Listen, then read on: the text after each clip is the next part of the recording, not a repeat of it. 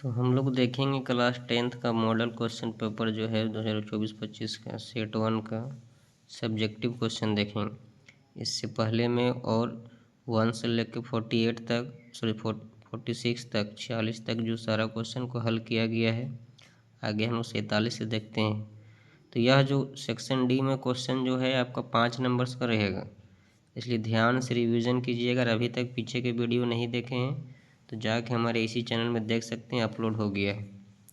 तो हम लोग क्वेश्चन नंबर 47 से स्टार्ट करते हैं। आज 47 क्या बोला है कि एक ठोस में, तब ये कोई ठोस है, ठोस में ऊंचाई 120 सेंटीमीटर और त्रिज्या 60 सेंटीमीटर वाले एक शंकु सम्मिलित है।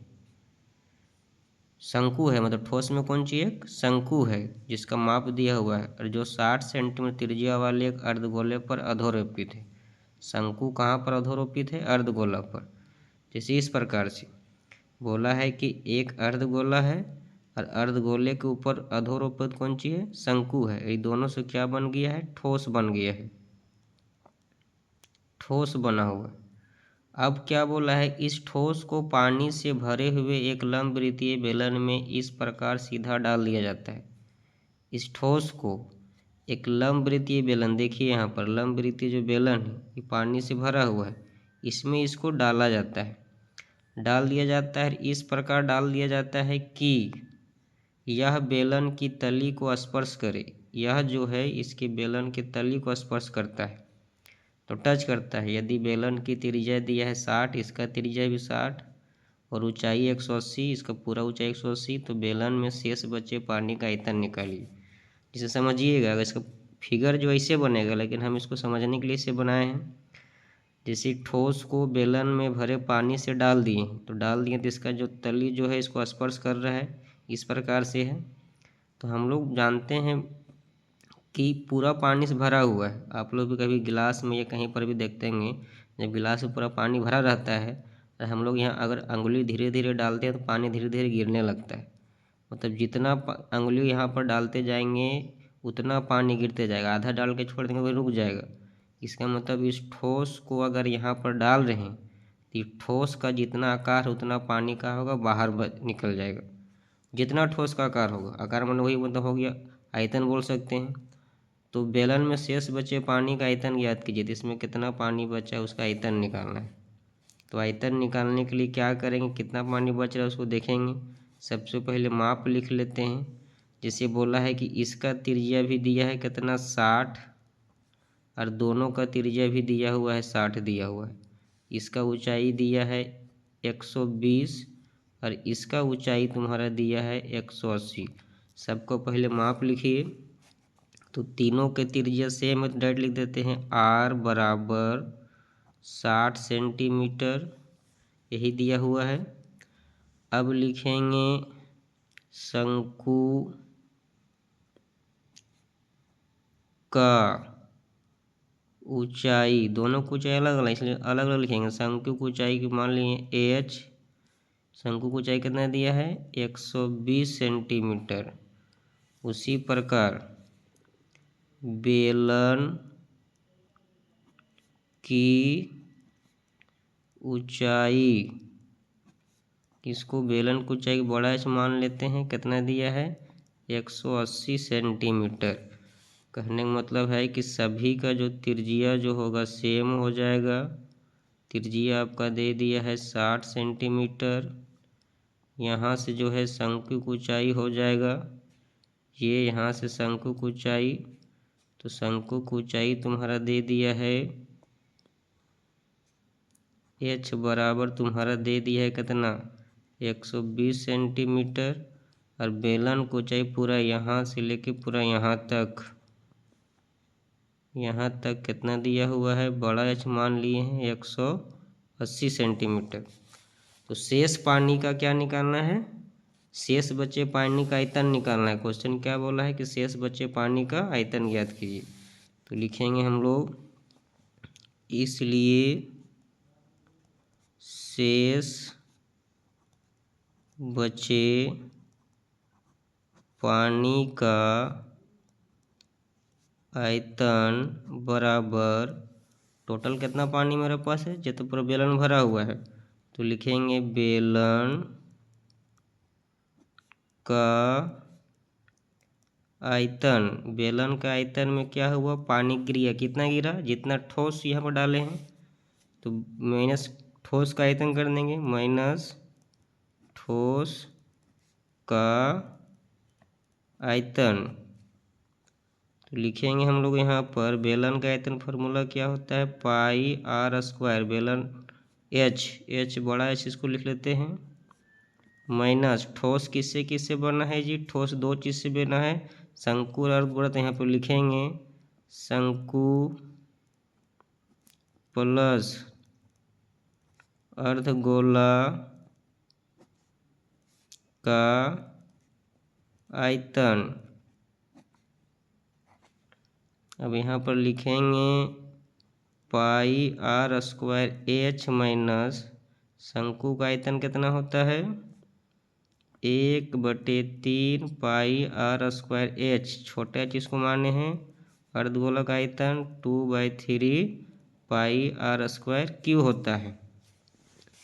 अब हम लोग यहाँ पर देखेंगे pi r square h minus चिन्ह बदल जाएगा, इसका माइनस जो 1/3 pi r square h minus plus minus 2/3 pi r cube.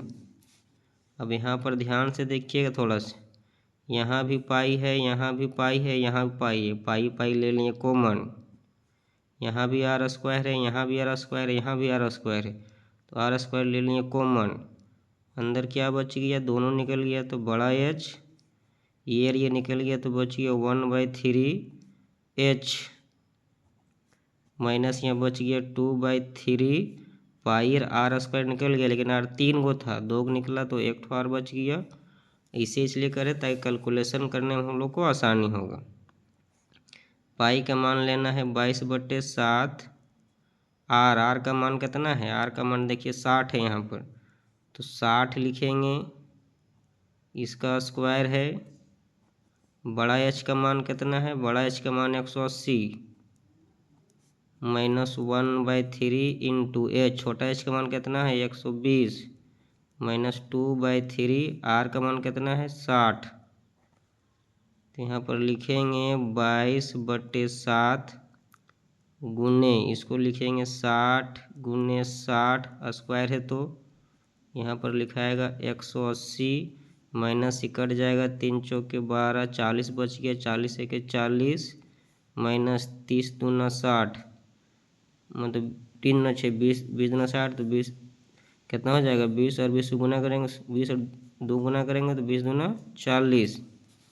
अब यहाँ पर लिखेंगे हम लोग 22/7 गुना करेंगे 6 छक 36 और डबल 0, यहाँ पर तुम्हारा हो गया 180 माइनस माइनस प्लस जोड़ेंगे तो यहाँ पर हो गया 80।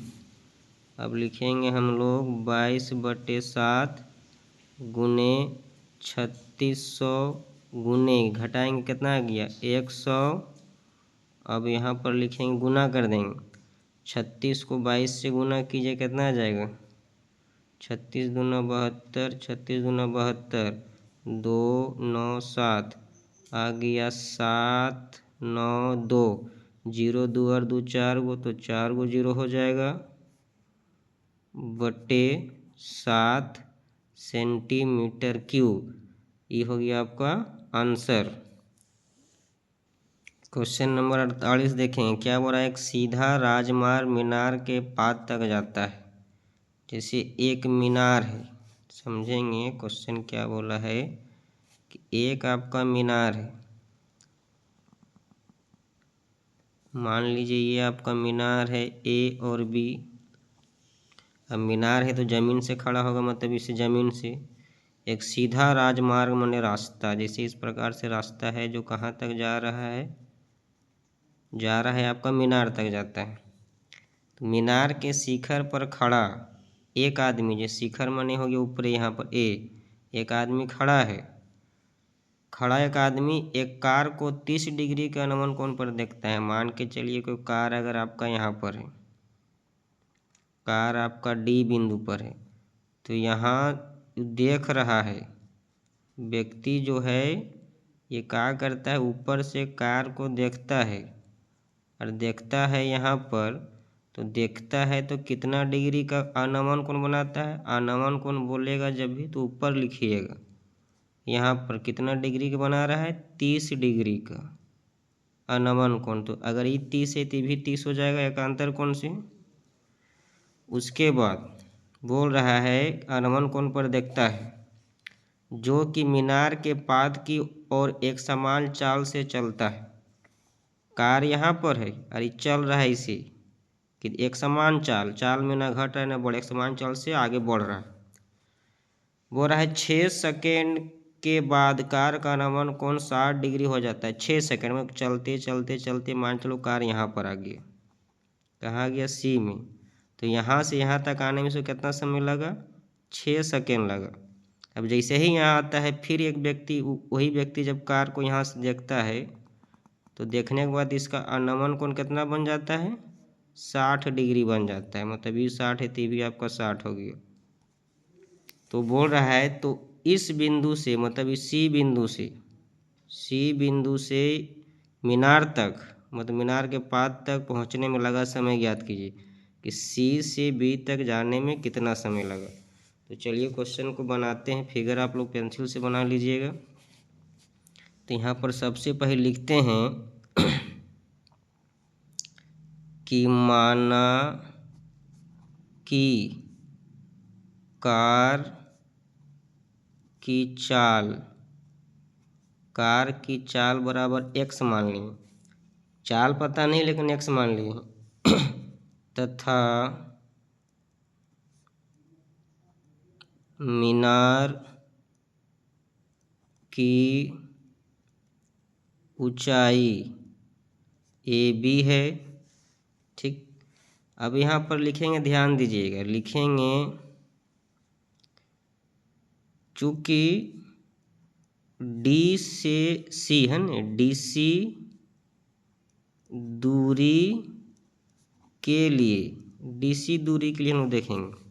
हम लोग क्या जानते हैं, फॉर्मूला जानते हैं कि समय बराबर क्या होता है जी, समय बराबर होता है दूरी बटे चाल होता है। तो DC जैसे हम बोल रहे हैं कि D से C तक जो कार यहाँ से गया, कितना दूरी गया, कितना समय, उसके लिए बता रहे हैं। तो D से C तक जाने में कार को कितना समय लग रहा है, 6 सेकेंड। तो समय की जगह हो जाएगा 6 बराबर दूरी D से C तक कितना दूरी तय करेगा, DC हो जाएगा। दूरी नहीं दिया तो DC ही लिख देंगे, दूरी वही हो जाएगा DC। चाल कितना है, चाल हम लोग माने हैं x, तो हम लोग लिख सकते इसको है 6, इधर आएगा तो x गुना में, इधर हो गया DC, तो हो जाएगा DC बराबर कितना हो जाएगा आपका 6x। अब लिखेंगे हम लोग फिर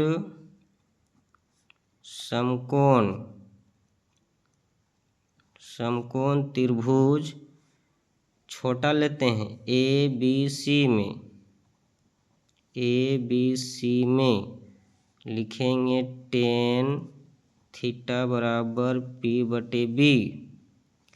तो tan थीटा ABC में कितना डिग्री है, 60 डिग्री, ध्यान लिख दिए 60 डिग्री बराबर P कौन हो जाएगा, AB हो जाएगा, और B कौन हो जाएगा, BC हो जाएगा। ये हो गया। अब लिखेंगे tan 60 का मान कितना होता है, √3 बराबर AB बटे BC। ना तो AB का मान दिया है ना BC का मान दिया है, तो लिखेंगे हम लोग इसको इससे गुना करेंगे तो BC √3 बराबर AB, इसलिए AB का मान कितना आ गया, BC √3 आ गया। समीकरण फर्स्ट मान लेते हैं। अब देखेंगे हम लोग यहाँ पर फिर देखेंगे फिर समकोण त्रिभुज, और बड़ा त्रिभुज लेंगे ABD में लिखेंगे tan थीटा बराबर P बटे B। तो tan थीटा का मान कितना है बड़ा में 30 डिग्री। पी कौन हो जाएगा वही ए बी हो जाएगा। बी कौन हो जाएगा, बी तुम्हारा नीचे बड़ा वाला हो जाएगा, बी डी हो जाएगा। तो हम इसको लिखेंगे 30 का मान कितना होता है 1/√3 ए बी बटे बी डी। अब यहाँ पर क्रॉस मल्टीप्लाई करेंगे तो क्या हो जाएगा, बी डी को 1 से गुना करेंगे तो बी डी, और इसको गुना करेंगे तो ए बी गुने √3। अब हम लोग लिखेंगे बी डी। ध्यान देखिए बी डी कैसे लिख सकते हैं, B C plus D C लिख सकते हैं। तो यहाँ पर लिखेंगे B C plus D C बराबर ए बी। देखिए ए बी का मान कितना लाए हैं BC√3 समीकरण फर्स्ट में। तो ए बी की जगह हम लिखेंगे कौन चीज़ हम लोग BC√3, फिर पहले से यहाँ पर √3 है, यहाँ लिख सकता है ना, तो नहीं भी, समीकरण फर्स्ट से लाए हम लोग हैं। अब लिखेंगे BC प्लस DC। देखिए DC का मान लाए थे कितना 6x, तो यहाँ पर लिख सकते हैं 6x बराबर BC गुने √3 को गुना करेंगे √9। तो यहाँ पर हो गया तुम्हारा BC प्लस 6x बराबर BC गुने इसका वर्गमूल 3। तो हम लिख सकते हैं 6x बराबर, इसको गुना करेंगे तो 3BC, BC प्लस में इधर आएगा तो माइनस में BC हो गया।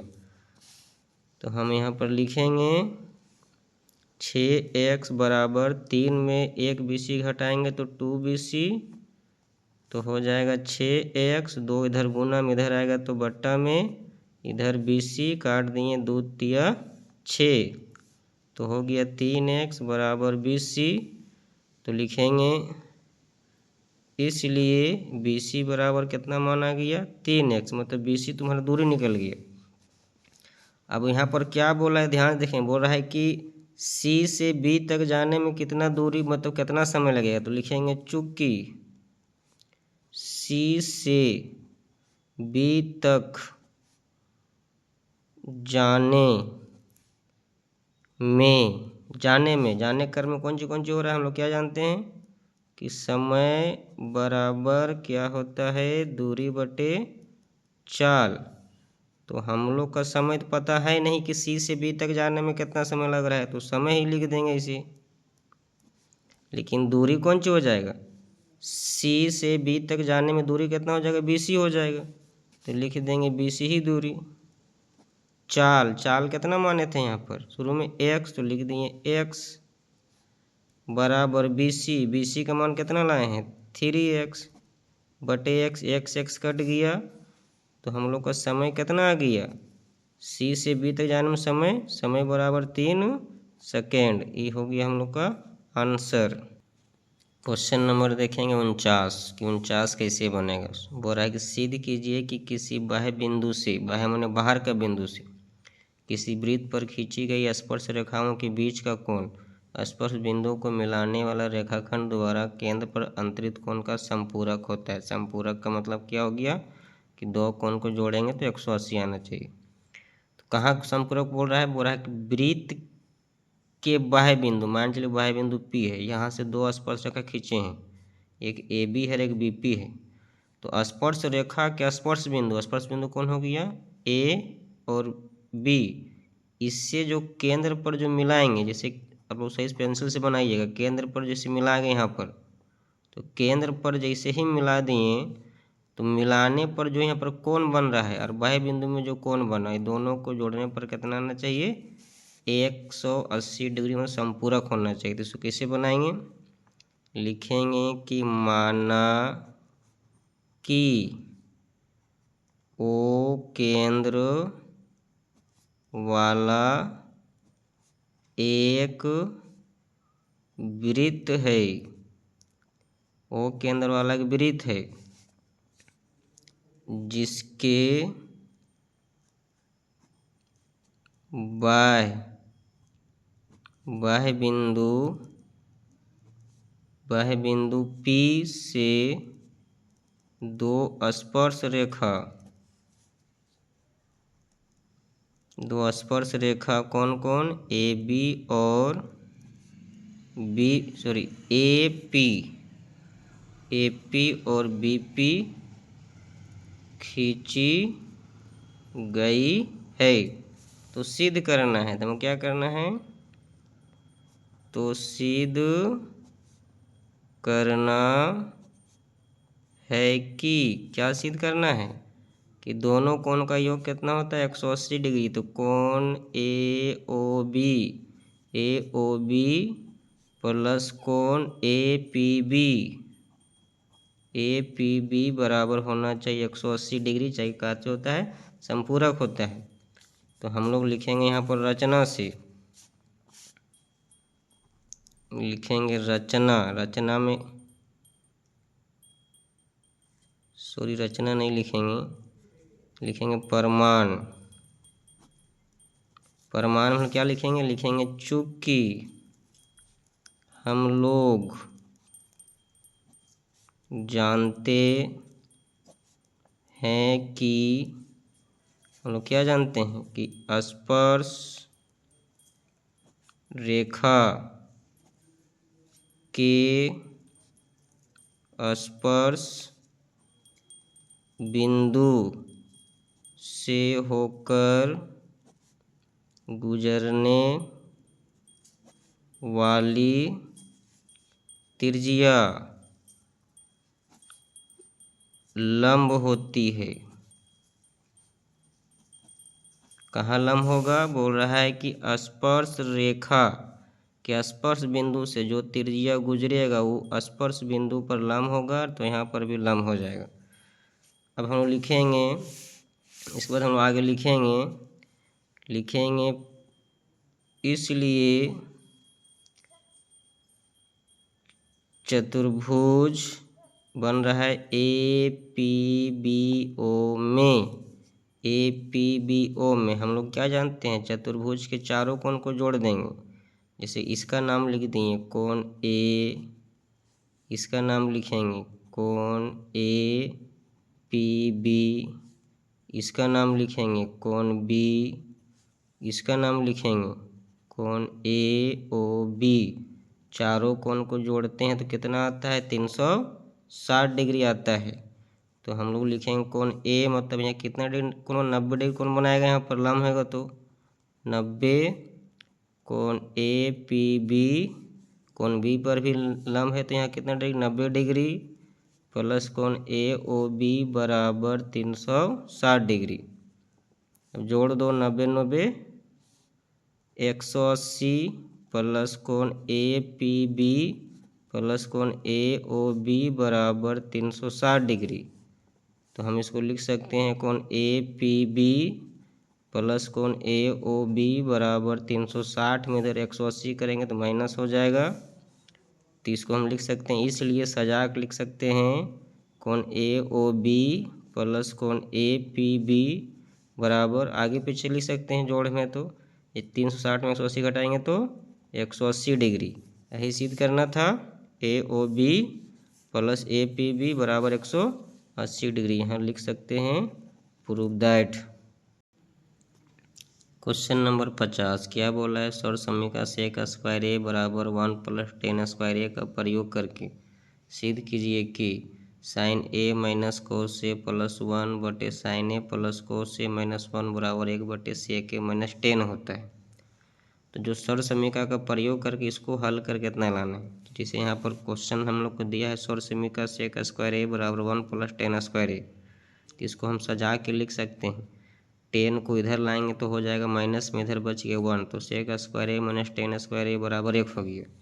अब हमको सिद्ध करना है तो उसको पहले लिख लेंगे क्वेश्चन को, इधर से सिद्ध करेंगे तो हम इधर कैंच बोलते हैं LHS बराबर कितना दिया है, साइन ए माइनस कोस ए प्लस 1 बटे साइन ए प्लस कोस ए माइनस 1। अब इसको हम लोग हल करेंगे तो ध्यान से देखेंगे, लिखेंगे चूँकि सभी को कोस ए से भाग करने पर सभी को कोस ए से भाग कर देंगे तो साइन है तो साइन ए बटे भी हो जाएगा कोस ए, माइनस है कोस तो कोस ए बटे भी हो जाएगा कोस ए, प्लस एक है तो एक बटे भी हो जाएगा कोस ए। उसी प्रकार नीचे भी लिखना है, नीचे भी क्या है साइन ए तो लिखेंगे साइन ए बटे कोस ए, प्लस है यहाँ पर तो प्लस फिर है कोस ए फिर बटे हो जाएगा कोस ए, माइनस भी एक है तो एक बटे कोस ए, कोस से कट गया, कोस से कट गया तो क्या चीज़ बच गया हम लोग का वो साइन बटे कोस। तो हम लोग क्या जानते हैं साइन बटे कोस का वैल्यू कितना होता है 10, 10 ए माइनस यहाँ कट गया तो एक बचा, प्लस एक बटे कोस किसका उल्टा होता है सेक ए का होता है, बटे साइन बटे कोस फिर वही हो जाएगा 10 ए प्लस कोस कट गया तो एक माइनस एक बटे कोस का उल्टा सेक ए। अब लिखेंगे हम लोग यहाँ पर इसको लिखते हैं 10 ए प्लस पहले लिख देते हैं सेक ए फिर माइनस इधर लिखते हैं 1 बट्टे यहाँ पर लिखते हैं 10 ए इधर माइनस सेक ए फिर प्लस इधर हो गया 1, इधर सजा के लिख रहे हैं। उसके बाद हम लिखेंगे 10 ए प्लस सेक ए माइनस 1 है बट्टे नीचे भी तुम्हारा है 10 ए माइनस सेक ए प्लस 1 तो 1 के जगह में हम क्या लिखेंगे 1 और समीका का प्रयोग करने बोला था तो एक बराबर लिख सकते हैं सेक स्क्वायर ए माइनस 10 स्क्वायर ए। तो नीचे जो एक था प्लस एक तो प्लस एक के जगह में लिखेंगे कौन चीज सेक स्क्वायर ए माइनस 10 स्क्वायर ए, हम इसे लिख सकते हैं एक के जगह में क्योंकि जो एक के बराबर इतना होता है तो यहाँ पर लिख भी सकता है तुम बगल में कि सर्व समीका का प्रयोग करने पर, लिख भी सकते हैं नहीं भी लिख सकते हैं। अब यहाँ पर हम लोग देखेंगे लिखेंगे 10 ए प्लस ऊपर में क्या है सेक ए फिर माइनस 1 है, नीचे तुम्हारा क्या है 10 ए माइनस सेक ए, इसको इसे लिख सकते हैं ब्रैकेट में कोई दिक्कत नहीं, प्लस है सेक स्क्वायर ए माइनस 10 स्क्वायर, अगर यहाँ से तुम्हारा ए है यहाँ से बी तो ए स्क्वायर माइनस बी स्क्वायर के सूत्र में तो हम इसको कैसे लिख सकते हैं ए स्क्वायर माइनस बी स्क्वायर बराबर क्या होता है ए प्लस बी और ए माइनस बी या ए माइनस बी और ए प्लस बी। तो ए माइनस बी होता है तो ए की जगह में लिखेंगे सेक ए माइनस 10 ए, ये हो गया ए माइनस बी फिर इंटू क्या होता है ए प्लस बी होता है तो ए की जगह में किसको लिखेंगे सेक ए प्लस 10 ए बी की जगह में, ये हो गया हम लोग का सूत्र में टूट गया। अब हम लोग यहाँ पर लिखेंगे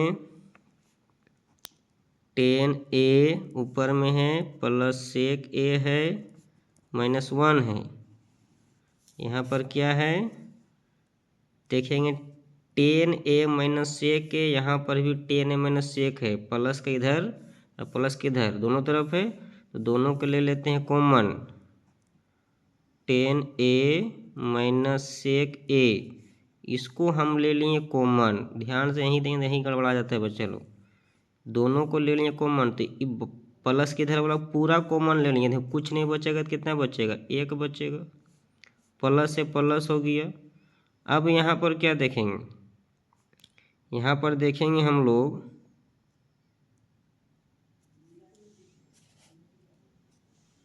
यहाँ पर क्या है कि सेक माइनस 10 निकल गया है तो अंदर क्या बच गया तुम्हारा, अंदर तुम्हारा बच गया है सेक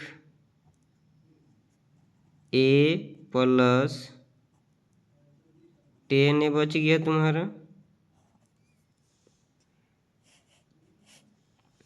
अब हम लोग यहाँ पर लिखेंगे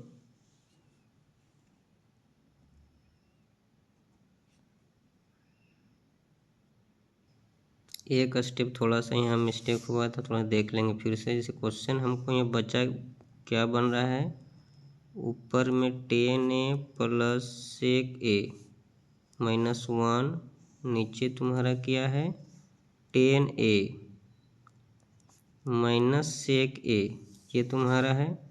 तो हम लोग यहाँ पर लिखेंगे, ऐसे लिखे थे, प्लस तुम्हारा क्या था, प्लस तुम्हारा यहाँ पर है, ध्यान से देखेंगे, प्लस तुम्हारा क्या यहाँ पर है सेक a माइनस 10a इंटू फिर क्या तुम्हारा है इधर सेक a प्लस 10a है, ऐसे है ब्रैकेट में। अब हम लोग देखेंगे अगर कॉमन निकालेंगे, 10 तुम्हारा प्लस में है तो 10 माइनस में है। सेक तुम्हारा क्या चिन्ह है, सेक तुम्हारा यहाँ पर है, सेक तुम्हारा यहाँ पर है प्लस में जबकि माइनस में है, तो दोनों में से तो सेम रहेगा तब तो कॉमन निकलेगा। तो हम लोग कॉमन कैसे निकालेंगे, तो ध्यान से देखेंगे 10a plus sec a minus 1 बटे यहाँ पर लिखते हैं 10a minus sec a, plus है तो प्लस, ध्यान से देखिएगा यहाँ जो है दोनों में से हम क्या करेंगे कॉमन निकाल लेंगे साइन माइनस को। जब भी आप किसी से कॉमन अगर निकालते हैं माइनस को, तो माइनस वाला हो जाता है प्लस और प्लस वाला जो है वो हो जाएगा माइनस हो जाएगा, इस प्रकार से निकलता है। इधर आपका क्या बच गया सेक a प्लस 10a। अब यहाँ पर देखेंगे 10a plus sec a minus 1 बटे, यहाँ पर अब क्या करेंगे ध्यान से देखेंगे कि 10 यहाँ पर क्या है 10 माइनस सेक, यहाँ पर भी 10 माइनस सेक है। अब यहाँ पर निकल जाएगा common 10a minus sec a। अब यहाँ पर देखेंगे 10a माइनस सेक के निकल गया, कुछ नहीं बचा तो एक बचा, प्लस है प्लस दे दिए, ब्रैकेट में इधर क्या बच गया है माइनस, माइनस है और तुम्हारा क्या है सेक a है प्लस 10a है, ये बच गया। तो यहाँ पर हम क्या करेंगे लिखेंगे 10a plus sec a minus 1 बटे 10a माइनस सेक a। अब यहाँ पर ध्यान से देखेंगे एक है तो एक लिखें, यहाँ प्लस है तो प्लस। अब चिन्ह को यहाँ पर पहले हटा लेते हैं, minus plus minus sec a minus plus minus 10a, ये हो गया हम लोग का। अब यहाँ पर लिखेंगे हम लोग, लिखेंगे यहाँ पर कि 10a plus sec a minus 1 बटे 10a माइनस सेक a। अब यहाँ पर लिख सकते हैं एक है तो एक, प्लस माइनस माइनस, माइनस हो गया सेक a plus minus minus 10a। अब फिर हम लोग यहाँ पर लिख सकते हैं 10a plus sec a minus 1 बटे 10a माइनस सेक a। अब यहाँ पर ध्यान से देखिएगा, फिर इस ब्रैकेट से माइनस को ले रहे हैं कॉमन, माइनस बाहर निकल गया, अंदर क्या बच गया माइनस वाला प्लस हो जाएगा। जैसे 10 था आपका माइनस में, हो गया प्लस में, सेक आपका माइनस में तो हो जाएगा आपका प्लस में, एक आपका प्लस में हो जाएगा आपका माइनस में।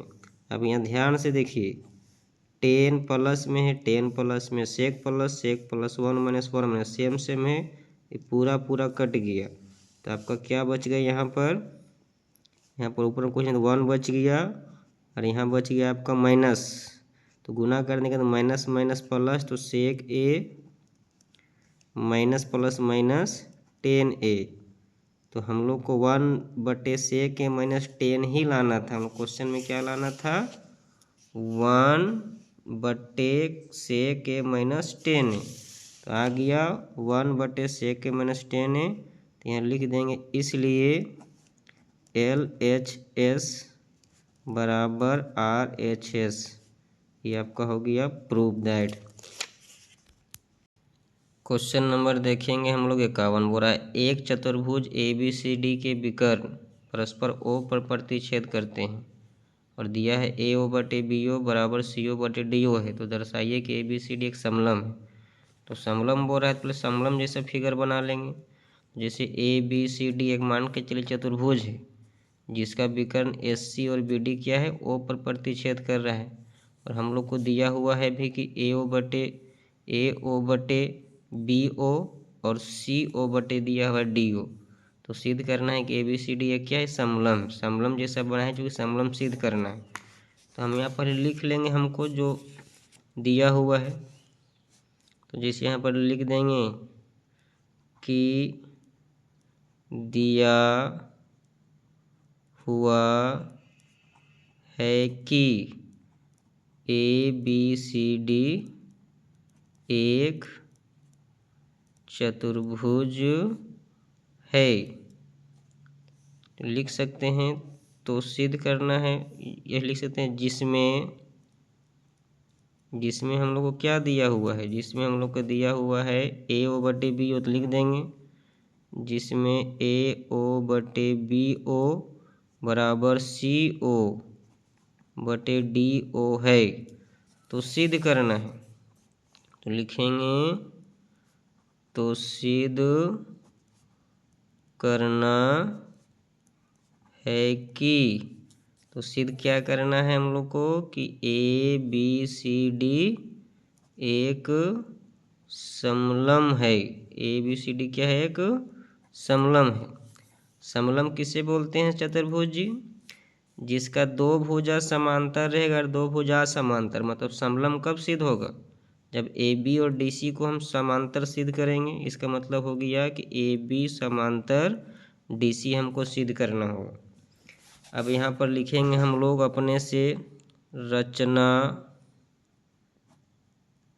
रचना में क्या करेंगे हम लोग? लिख दे रहे हैं कि P से PO समांतर हम AB खींचे। लिखेंगे PO समांतर किसके खींचने हैं? AB। लिख देंगे खींचा। अब लिखेंगे हम लोग यहाँ प्रमाण से। प्रमाण में लिखेंगे चूंकि प्रश्न में क्या दिया है? AO/BO बराबर CO/DO। कहाँ से हम लोग का है? प्रश्न से। तो हम इसको इसे लिख सकते हैं AO, ये ऊपर है, बराबर किधर आएगा? तो नीचे हो जाएगा, क्रॉस मल्टीप्लाई होगा तो ये नीचे तो ऊपर चल जाएगा। तो BO/DO समीकरण फर्स्ट। अब लिखेंगे ध्यान से। फिर त्रिभुज, कौन त्रिभुज में ले रहे हैं हम लोग? ABD में। लिखेंगे ABD में। लिखेंगे चूंकि हम लोग क्या देखें? ABD में देख रहे हैं PO समांतर AB है। तो यहाँ पर लिख सकते हैं कि PO समांतर AB। ये रचना से लाए हैं तो लिखेंगे इसलिए थेल्स प्रमेय से। थेल्स पर हम लोग क्या पढ़े हैं कि अगर कोई त्रिभुज रहे, कोई भी त्रिभुज जैसे रहेगा, मान के चलिए कोई त्रिभुज रहेगा इस प्रकार से, और इसमें अगर ये भुजा अगर इसके समांतर हो तो क्या होता है? थेल्स प्रमेय से इसका भुजा का अनुपात अपने बराबर हो जाता है। तो अगर ये दोनों समांतर है तो इसका क्या हो जाएगा? AP/PD। तो लिख सकते हैं हम लोग हैं AP/PD बराबर, यहाँ क्या लिख सकते हैं? त्रिभुज BO/DO। BO/DO, या इसको लिख सकता है DP भी लिख सकता है, जैसे लिख रहे हैं इसको। अगर इसको लिख रहे हैं APDP तो इसको भी लिखेंगे BO और DO, इसलिए लिखें इस प्रकार से समीकरण सेकेंड। अब इसको लिखेंगे समीकरण फर्स्ट एवं सेकेंड से। फर्स्ट में भी देखो क्या दिया है BO/DO, सेकेंड में भी दिया है BO/DO दिया हुआ है। तो जब ये बराबर होगा तो ये अपने आप बराबर हो जाएगा। तो कौन सी बराबर हो जाएगा आपका AO/CO, सेकेंड में क्या है AP/DP। अब ध्यान से देखिए क्या चीज लाए हम, AO लाए हम, यहाँ पर है AO/CO और लाए हैं AP/DP। अब इस त्रिभुज में देखिए ध्यान से ADC में AO/CO लाए हुए हैं और AP/DP लाए हुए हैं। मतलब इस त्रिभुज में अगर ये भुजा और ये भुजा का अनुपात बराबर हो रहा है तो इसलिए थेल्स प्रमेय के विलोम से लिखेंगे, इसलिए थेल्स प्रमेय के विलोम से। अगर अभी हम क्या बताए थे, थेल्स प्रमेय विलोम से हम क्या बोले हैं कि अगर कोई त्रिभुज ऐसे रहता है ABC और ऐसे खींचा हुआ है, मान के चलिए PO है, अगर ये दोनों समांतर है तो भुजा का अनुपात बराबर हो जाएगा। और पहले से अगर भुजा का अनुपात अगर बराबर है तो ये दोनों अपने आप समांतर हो जाएगा। तो इसका भुजा और ये भुजा अनुपात बराबर हो गया, इसका मतलब PO समांतर DC हो जाएगा। थेल्स प्रमेय के विलोम से क्या हो जाएगा PO समांतर DC। अब यहाँ पर लिखेंगे चूंकि रचना में क्या लाए हैं PO समांतर AB है तो PO DC की भी समांतर है, AB की समांतर है, तो इसलिए लिखेंगे इसलिए तुम्हारा क्या हो जाएगा AB समांतर DC हो जाएगा। और AB समांतर DC हमको ही करना था, लिखेंगे इसलिए ABCD एक समलम है, समलम चतुर्भुज है। ये हो गया प्रूव्ड हम लोग का। क्वेश्चन नंबर देखेंगे 52। क्या बोला है कि एक विद्यार्थी ने एक सड़क के किसी स्थान से होकर जाती हुई कारों की संख्या नोट की और उन्हें नीचे दी गई सारणी में व्यक्त किया। जैसे इस प्रकार से व्यक्त कर दिया है, सारणी में दिए गए प्रत्येक परीक्षण 3 मिनट के अंतराल में उस स्थान से होकर जाने वाली कारों की संख्या से संबंधित है। ऐसे 100 अंतरालों पर परीक्षण किए गए हैं। कितने अंतरालों पर 100 अंतरालों पर परीक्षण किए गए हैं। इन आंकड़ों का बहुलक ज्ञात कीजिए। अब देखो बहुलक पूछा है ज्ञात करने, क्या लिखा है समझ में अगर नहीं आता होगा तो क्वेश्चन बहुत लंबा है, सिर्फ समझिए बहुलक निकालने बोल रहा है। तो बहुलक कैसे निकलता है, तो सबसे पहले हम लोग क्या लिखते हैं बहुलक वर्ग लिखते हैं हम लोग। बहुलक वर्ग कैसे निकलता है, इधर जो सबसे बड़ा संख्या रहता है, सबसे बड़ा संख्या 20 है, इसी सीधे वाला हो जाता है बहुलक वर्ग कौन हो जाएगा 40 से 50। अब यहाँ पर हम लोग क्या क्या लिखते हैं, L बराबर फर्स्ट वाला 40, H बराबर दोनों का अंतर 10। उसके बाद यहाँ पर और लिखाता है, जैसे F0 का वैल्यू लिखाता है, F1 लिखाता है और F2 लिखाता है। तो जो सबसे बड़ा हो गया कौन सा हो जाता है F1, इसके ऊपर वाला F0, इसके नीचे वाला F2। तो F0 का मान 12, F1 का मान 20 और F2 का मान 11। तो लिखेंगे हम लोग इसलिए बहुलक निकालने बोला है, बहुलक बराबर फार्मूला क्या होता है L plus F1 minus F0 बटे 2F1 minus F0 minus F2 into H होता है। सबका मान बैठा, L का मान कितना दिया है 40, F1 का मान कितना है 20, F0 का मान कितना है 12, 2 गुने F1 का मान 20, F0 का मान 12, F2 का मान कितना है 11 है। अब उसके बाद ब्रैकेट इधर इंटू एच का मान कितना है 10 है, तो लिखेंगे 40 प्लस घटाएंगे तो 8, यहाँ पर 20 दूना 40 माइनस माइनस प्लस, 12 12 जोड़ेंगे तो माइनस माइनस प्लस, दोनों जगह माइनस है तो माइनस लगेगा, और जोड़ेंगे 2 1 3 1 1 2 मतलब 23 इंटू 10। अब यहाँ पर हो गया 40 प्लस 8 बटे घटाएंगे तो 10 में 3 तो 7, 3 में 2 तो 1 गुने 10, 40 प्लस 10 80 बटे 17। अब 17 से 80 को भागा दे दीजिए, साइड में भागा दे देखिए, 80 को 17 से भागा दीजिए, 17 चौका 68, घटाएंगे तो कितना हो जाएगा 2 1, पॉइंट देंगे तो 0, 17 17 ही है, 7 7 49 का 9 हाल 7 11 119, 1 आ गया, इधर कुछ नहीं बचा, तो जब कुछ नहीं बचा तो फिर भागा अगर देंगे 0 देंगे तो फिर भी भागा नहीं जाएगा, कितना मतलब 0 बार में जाएगा, 0 देंगे तो 0, मतलब इतना आता है, कितना आ जाता है 40 प्लस 4.70, 40 में 4 जोड़ेंगे तो 44.70, ये हम लोग को हो गया आंसर।